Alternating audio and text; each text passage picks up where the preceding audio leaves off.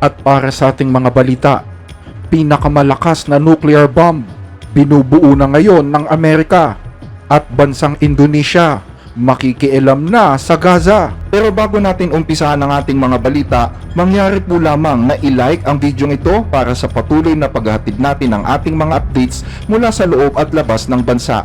Malaking tulong po ang inyong like para sa aming mga content creator. Maraming salamat po mga kababayan. Habang patuloy ang labanan sa Ukraine at sa kanlurang Asya, unti-unting lumalala naman ang tensyon sa buong mundo. Mukhang papasok na tayo sa panibagong yugto ng tunggalian kung saan ang bawat bansa ay nagpapakita ng lakas at naghahanda para sa posibleng mas malaking gulo. Kasabay ng pagpapalakas ng militar ng ilang bansa, muling lumilitaw ang banta ng mga sandatang nuklear. Isang seryosong paalala kung gaano kalala ang maaaring mangyari kung mas magiging malala pa ang sitwasyon ngayon. Sa Amerika, may bagong proyekto ang gobyerno na tahimik nilang ginagawa. At yan ay ang pagdadagdag ng panibagong klase ng sandatang nuklear sa kanilang pambansang arsenal. Ayon sa mga ulat, layunin nito na palakasin pa ang kakayahan ng bansang Amerika na depensahan ang kanilang interes at takutin ang kanilang mga kalaban. At ngayon, iniutos umano ni Pangulong Donald Trump ang mas mabilis na produksyon ng mga advanced o mas makabagong nuclear weapons. Isa itong desisyon na maaaring magdulot ng mas matinding tensyon sa buong mundo. We're very powerful. Napakalakas ng ating bansa, mas makapangyarihan tayo kaysa sa inaakala ng karamihan. Mayroon tayong mga armas na hindi pa alam ng kahit sinuman at ito ang pinakamalalakas na sandata sa buong mundo. Mas malakas kaysa sa meron ang kahit anong bansa, wala ni isa ang may kahawig ng armas na ito. Hindi man tahasang inamin ni Donald Trump, lihim na gumagawa ngayon ang Amerika ng bagong uri ng sandatang nuklear na kilala sa pangalang B6113 program. Ang mga bagong armas na ito ay tinatawag na gravity bombs at isa itong malaking hakbang sa mas eksaktong teknolohiya ng mga sandatang nuklear. Ang isang B6113 gravity bomb ay sinasabing 24 na beses na mas makapangyarihan kaysa sa bombang ibinagsak sa Hiroshima.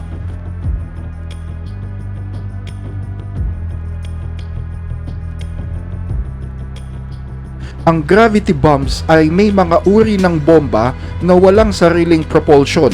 Ibig sabihin, inaasa lang nito ang kanyang lakas sa pagbagsak mula sa ere gamit ang gravity. Ang programang ito ay pinagtutuunan ngayon ng pansin lalo na sa paggamit ng mga strategic bombers tulad ng B-2 Spirits. Sa ganitong paraan, ang B6113 ay kayang tumama ng eksakto sa matitibay at malalalim na target gaya ng mga bunker, command centers at missile silos. Sa ngayon, mayroong mahigit 3,700 na aktibong nuclear warheads ang Estados Unidos. Bahagi ito ng mas malawak na arsenal na binubuo ng intercontinental ballistic missiles, submarine launch missiles at strategic bombers. Ang arsenal na ito ay bahagi rin ng global nuclear landscape kung saan ang mga bansang tulad ng Amerika, Russia, China, France, UK, India at Pakistan ay may kani-kanyang kakayahang nuklear. Ang mga bagong development sa nuclear bombs ay nagpapakita ng tumitinding tensyon sa pagitan ng mga bansa na may kakayahang bumuo ng nuclear bombs. Habang unti-unting nawawala ng halaga ang mga agreement sa pagpigil ng mga sandatang nuklear, nagiging karera naman ito ngayon ng mga bansang makapangyarihan sa mundo. Sa ibang balita, Indonesia makikialam na sa Gaza. 400,000. Yan ang bilang ng mga Palestino na napilitang lumikas mula ng mabigo ang pansamantalang ceasefire sa Gaza noong nakaraang buwan. Ngayon, gusto nang makialam ng bansang Indonesia. Kamakailan ay naglabas ng pahayag si Pangulong Prabowo Subianto ng Indonesia kung saan sinabi niya na nais ng kanyang bansa na mag-alok ng pansamantalang kanlungan para sa mga Palestino na naapektuhan ng digmaan. Ang alok na ito ay pansamantala lamang at para lang sa mga ulila at mga nangangailangan ng medikal na atensyon. Inaasahan ni Subianto na aabot sa 1,000 evacuees ang darating sa unang yugto. Ito ay kasunod ng mga talakayan sa Jakarta kamakailan tungkol sa isang pilot program na magpapahintulot sa mga taga-Gaza na lumipat sa Indonesia para magtrabaho. Kaya ang tanong, ano ang nasa likod ng mga hakbang na ito? Ano ang layunin ni Subianto sa proyektong ito? Ang Gaza ay unti-unti nang nagiging isang killing field mula nang muling paigtingin ang Israel ang kanilang opensiba noong nakaraang buwan. Umabot na sa 1,449 ang bilang ng mga napatay na Palestino at halos 400,000 ang napilitang lumikas. Ngayon ay nag-aalok ng tulong ang Indonesia. Handang tumanggap si Pangulong Prabowo Subianto ng mga Palestino, partikular ang tulong sa mga pangangailangang medikal, lalo na ang mga batang naulila dahil sa digmaan. Ayon sa kanya, inatasan na niya ang Secretary of Foreign Affairs ng Indonesia na makipag-ugnayan sa mga otoridad ng Palestina para umano gumawa ng plano kung paano isasagawa ang paglikas na ito. Nais ni Subianto na magpadala ng mga eroplano para kunin ang ilang mga biktima, kung saan inaasahang makapagpapadala ng humigit kumulang 1,000 Palestino sa unang batch. Pero hindi ito nangangahulugan ng permanenteng paninirahan ng mga taga-Gaza. Ang Indonesia, na may pinakamalaking populasyon ng mga Muslim sa buong mundo, ay matagal ng taga-suporta ng mga Palestino. Sa katunayan, mula pa noong 1 taon ay handa na nga itong magpadala ng mga peacekeeping force sa Gaza. At ngayon, ayon kay Subianto, may ibang mga bansa na rin umano ang humihiling sa kanya na gumanap ng mas malaking papel sa paghahanap ng solusyon sa kaguluhan sa Gaza. Sinabi ni Subianto na ang pangakong suporta para sa kaligtasan at kalayaan ng mga Palestino ang nagtutulak daw sa kanilang bansa para maging mas aktibo sa programang ito. Gayunman, naniniwala ang mga eksperto na may mas malalim pang dahilan kung bakit ito ginagawa ni Subianto. Sa loob ng ilang buwan, matatandaan na iminungkahi ni Pangulong Donald Trump ng Estados Unidos na ilipat ang lahat ng mga Palestino sa ibang lugar. Kunin ang kontrol sa Gaza, pangasiwaan ang malawakang paglilinis dito at pagkatapos ay paunlarin ito bilang isang pangunahing real estate project.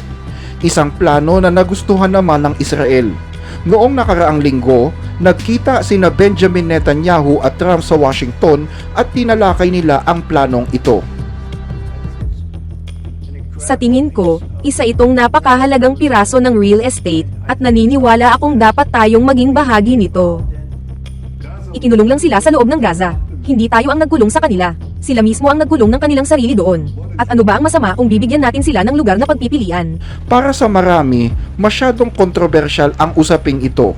Mariing tinatanggihan ng mga Palestino ang planong ito, gayon din ang ilang mga bansang Afrikano na kinausap ng Israel at ng Amerika para tumanggap ng mga Palestinong lumikas mula sa Gaza. Karamihan din sa mga tumanggi sa planong ito ay ang majority ng mga Arab at Muslim countries sa mundo, kasama na ang Indonesia. Sa katunayan, 2 buwan na ang nakakalipas mula nang sabihin ng Foreign Ministry ng Indonesia na tutol sila sa anumang plano na palayasin ng puwersahan ang mga Palestino sa Gaza, at kailanman ay hindi daw ito nagbago.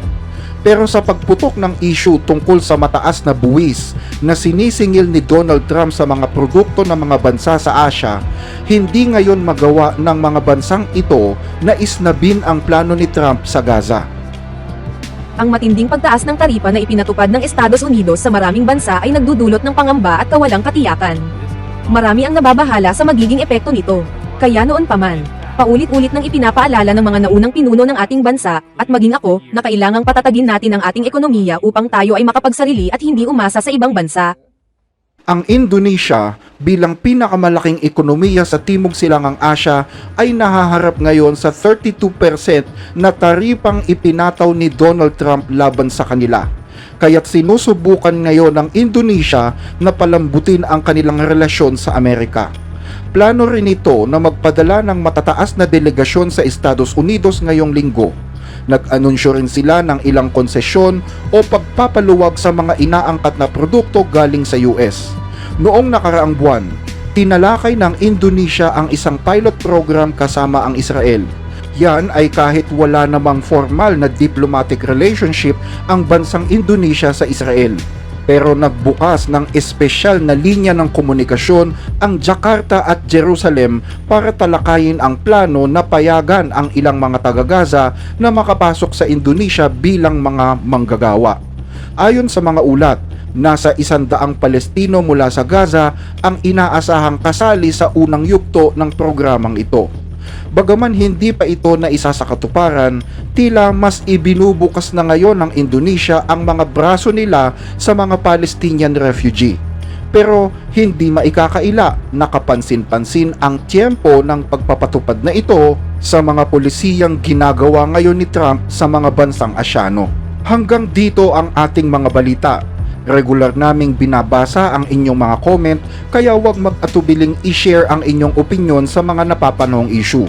Maraming salamat po sa inyong pakikinig.